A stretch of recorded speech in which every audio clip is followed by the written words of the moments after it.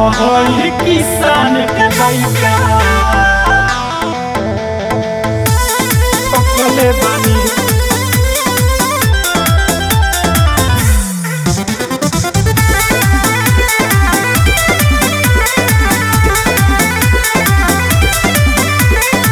अपन रेट ते बताऊ बाके तना ढोड़ी छुआई दे हम मंगबे तेजे तना ढोड़ी छुआई दे हम मंगबे तेजे तना। अपन रेट ते बताऊ बाके तना ढोड़ी छुआई दे हम मंगबे तेजे तना।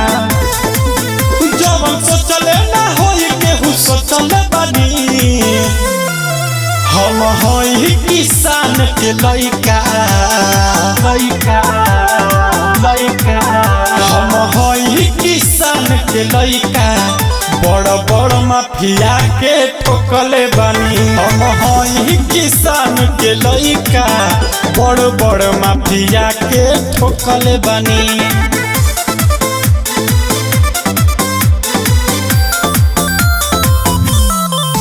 हम हई किसान के लइका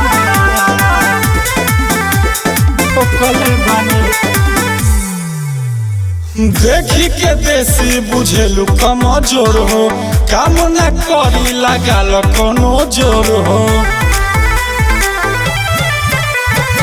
देखी के देसी बुझेलु कमजोर हो काम न करी लगाल कोनो जोर हो।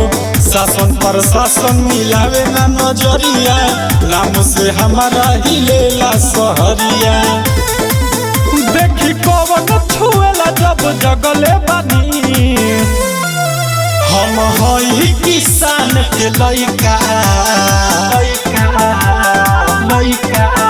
हम हई किसान के लइका बड़ बड़ माफिया के ठोकले बानी। हम हई किसान के लइका बड़ बड़ माफिया के ठोकले बानी।